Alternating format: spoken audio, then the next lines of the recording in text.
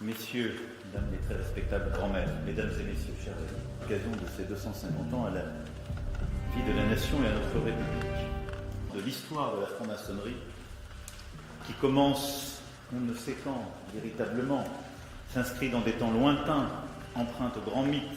La franc-maçonnerie est à cet égard la fille aînée des Lumières. Dans ces rites, bien sûr, où s'exalte l'éclat de la raison humaine, prompte à transpercer le fanatisme, dans ses idées surtout, elle tient l'homme comme la mesure du monde. Après avoir ainsi entraîné par toutes sortes d'artifices une très grande portion du peuple dans leur parti, pour mieux l'attirer par leurs œuvres, par leurs promesses, ou plutôt pour en faire leur jouet dans toutes les provinces de la France, les factieux se sont servis du mot spécieux de liberté. Pendant des décennies, l'œuvre maçonnique et le combat républicain se rejoignirent pour presque se confondre. En témoigne cette Déclaration universelle des droits de l'homme, texte fondamental pour l'une et l'autre.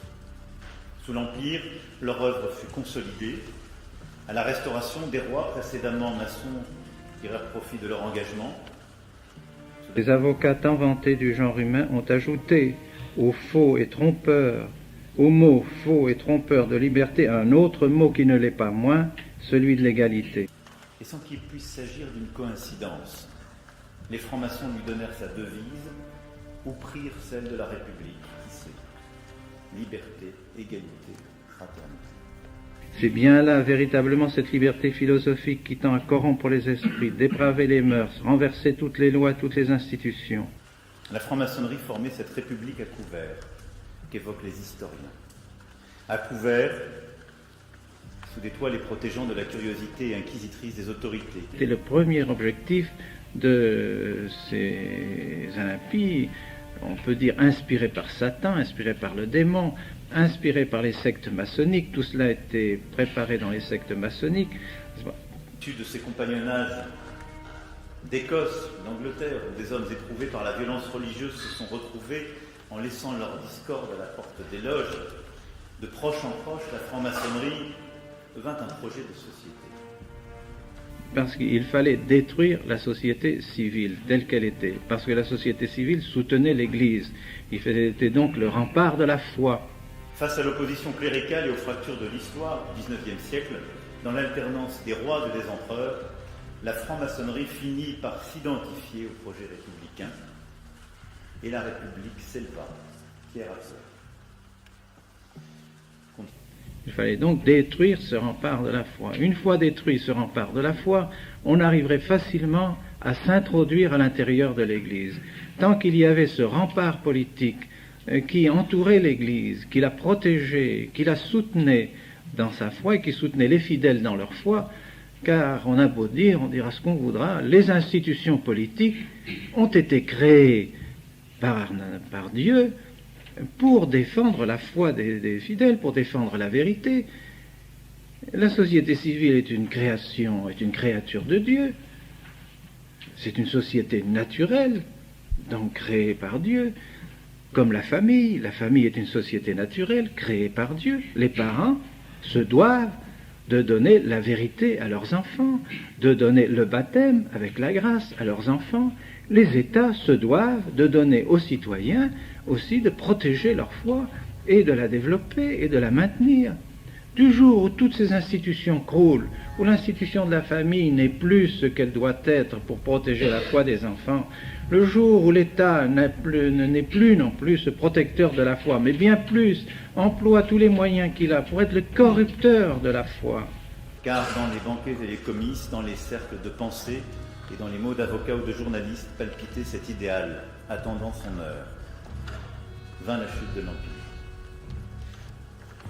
La franc-maçonnerie fut l'atelier de la République, là où se poursuivait l'œuvre commencée dans le Temple. La franc-maçonnerie donna à la République ses premières forces vives, et à l'heure où le parti républicain n'avait qu'une prise incertaine sur le pays, que la monarchie menaçait de revenir, la franc-maçonnerie donna à la République ses assises et son mouvement. Seule organisation civique d'importance face à l'Église, elle engendra presque à elle seule le parti radical, dont les membres tinrent debout les murs de cette maison neuve qui était alors la République. Elle donna les loges de la raison furent les forces de nos lois. Loi de liberté, avec la loi sur la liberté de la presse, loi autorisant les syndicats, loi de liberté d'association de 1901, loi de 1905 sur la séparation de l'Église et de l'État. Les lois de Jules Ferry sur notre école publique et laïque. Les lois aussi pour l'égalité, la fraternité, le progrès humain avec la réforme de l'assistance publique. Les écoles, les institutions, les moyens de presse et tous les moyens de pression, toute la machine administrative est contre la foi, est évident que pour le peuple, pour les gens qui n'ont pas une culture suffisante pour se défendre, ces gens-là deviendront athées. Et on le voit bien. L'athéisme a fait des progrès considérables depuis que les États ne sont plus catholiques.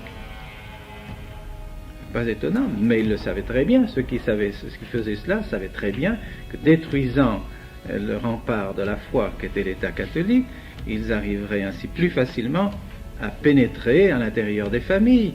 Avec les familles, on détruira la famille ensuite par le divorce. Tant de lois furent ici et ailleurs initiées, imaginées, discutées. Les lois qui sont contraires, les lois contraires aux lois de Dieu, n'est-ce pas? Et puis on détruira l'esprit chrétien par l'institution, par les écoles publiques, en les laïcisant, en enlevant tout ce qui est de Dieu dans les écoles et en instruisant tous les enfants dans les écoles publiques qui seront des écoles athées. Alors tout doucement ils arriveront à leur but. Et grâce à elle, à travers elle, la République conquit les cœurs et les urnes. Malgré les tentatives factieuses, malgré un déchaînement d'antisémitisme, et la cause des femmes doit beaucoup à leur œuvre. Je pense au combat mené pour l'interruption volontaire de grossesse, un combat où lutta de haute lutte Pierre Simon, de la Grande Loge de France. Je pense aussi au rôle éminent qu'y joua le sénateur Henri Caillavet, rapporteur de la loi de Simone Veil. Comme son action fut déterminante en faveur d'autres causes, toujours au nom d'une société où les choix éclairés des individus sont permis et reconnus. Le combat pour la cause des femmes contient tous les enjeux qui nous réunissent aujourd'hui. L'obscurantisme à cet égard n'a pas disparu. Il revient, il renaît. C'est pourquoi j'ai souhaité l'inscription dans notre Constitution de la liberté pour les femmes de recourir à l'interruption volontaire de grossesse. Face à de grands périls, nous devons assurer le progrès et la permanence. Nous devons conserver ce que chaque époque a conquis de l'époque, en faveur de la laïcité, du droit des femmes, de la solidarité internationale avec l'Ukraine, tant d'autres. Je pense notamment aussi au droit de mourir dans la dignité, porté en son temps, là encore, par Henri Caillavet et Pierre Simon. Une cause qui doit trouver, comme je l'ai promis, une traduction dans une loi de liberté et de respect. Et je vous remercie pour la contribution que vous avez produite, rendue en lien avec le gouvernement, qui va nous permettre de faire cheminer dans les prochains mois ce texte.